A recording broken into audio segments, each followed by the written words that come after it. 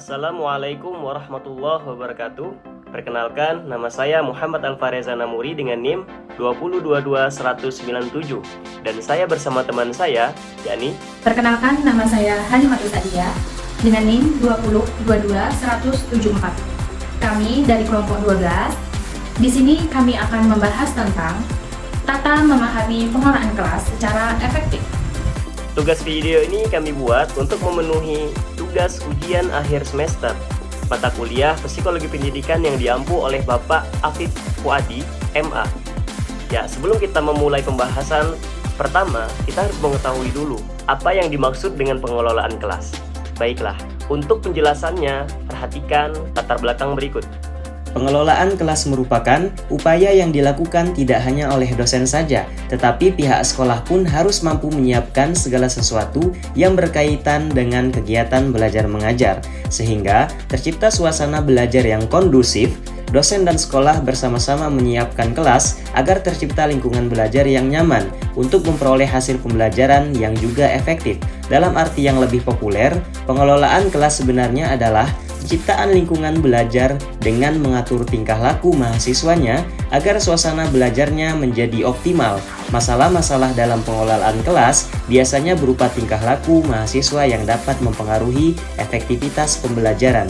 Nah baiklah, tadi kita sudah simak secara bersama tentang apa itu pengelolaan kelas. Dan sekarang kita akan masuk ke pembahasan pertama, yaitu untuk apa atau mengapa kelas harus dikelola. Dosen atau guru serta sekolah bersama-sama menyiapkan dan mengelola kelas bertujuan agar terciptanya lingkungan yang kondusif dan nyaman serta memperoleh hasil pembelajaran yang efektif agar dapat memotivasi diri peserta didik dengan baik, serta bertujuan agar peserta didik tidak merasa bosan saat guru sedang menjelaskan materi atau sedang memberikan arahan kepada peserta didik. Nah, pengelolaan kelas secara efektif itu juga terdapat strategi-strategi yang harus dilakukan oleh guru agar terciptanya suasana belajar yang efektif dan juga kondusif. Di antaranya adalah yang pertama, buat suasana belajar senyaman mungkin. Yang kedua, merangkum pokok-pokok inti pembelajaran. Yang ketiga, belajarlah secara berkelompok. Yang keempat, belajar disertai praktek. Dan yang kelima, belajar rutin tapi tidak terlalu lama. Dan yang keenam, memahami pembelajaran bukan menghafalnya saja. Nah, di dalam pengelolaan kelas juga terdapat faktor-faktor yang dapat mempengaruhi kegiatan belajar agar menjadi efektif, yaitu sebagai berikut. 1. Penggunaan strategi dan metode pembelajaran yang tepat. Yang kedua, merancang materi pembelajaran. Yang ketiga, menggunakan atau penggunaan metode media pembelajaran yang tepat. Dan yang keempat, evaluasi pembelajaran. Nah, berikut adalah faktor-faktor yang dapat mempengaruhi pembelajaran agar berjalan secara efektif. Nah, di dalam pengelolaan kelas itu terdapat tipe-tipe belajar yang berbeda-beda, yang mana setiap murid itu pasti mempunyai tipe-tipe belajar yang berbeda-beda, yang mana ketika mereka melakukan salah satu dari tipe-tipe belajar ini, mereka akan lebih mudah untuk memahami dan menyerap pelajaran. Nah, berikut tipe-tipe belajar yang dilakukan oleh murid. Langsung saja kita ke materi selanjutnya, yaitu tipe-tipe belajar bagi murid. Di sini, tipe-tipe belajar bagi murid itu ada 3. Yang pertama, tipe belajar secara visual. Apa sih tipe belajar secara visual itu? Tipe belajar secara visual berfokus pada penglihatan saat mempelajari hal baru. Biasanya, kebanyakan tipe belajar seperti ini melihat sesuatu secara visual agar mereka lebih mudah mengerti dan memahami sesuatu. Selain itu, tipe visual ini juga lebih nyaman belajar dengan penggunaan warna-warna, garis-garis, maupun bentuk.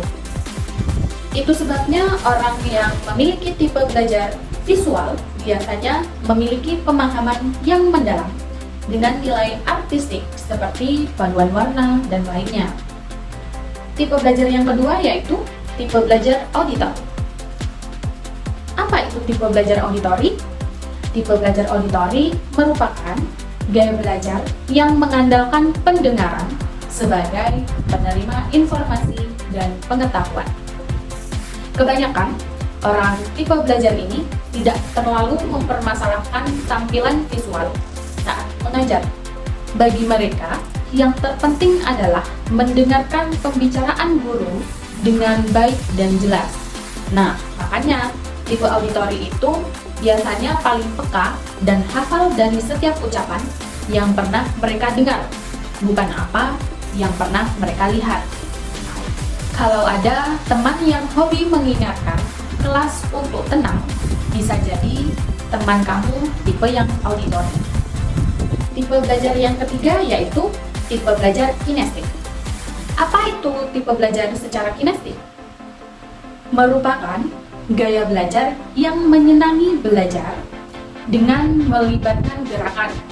Biasanya, orang yang tipe belajar ini, mereka lebih mudah mempelajari sesuatu, tidak hanya sekedar membaca buku, tetapi juga mempraktekannya dengan melakukan atau menyentuh objek tersebut akan memberikan pengalaman tersendiri bagi tipe kinestik.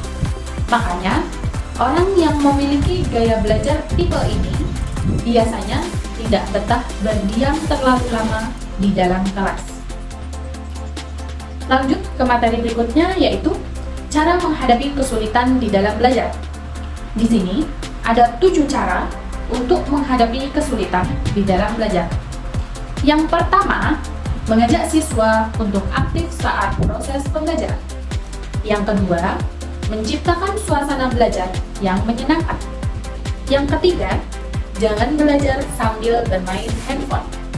Yang keempat, menemani anak belajar. Yang kelima, mengadakan belajar secara kelompok. Yang keenam, memberikan sebuah pujian. Yang ketujuh, berhenti membandingkan anak dengan anak lainnya.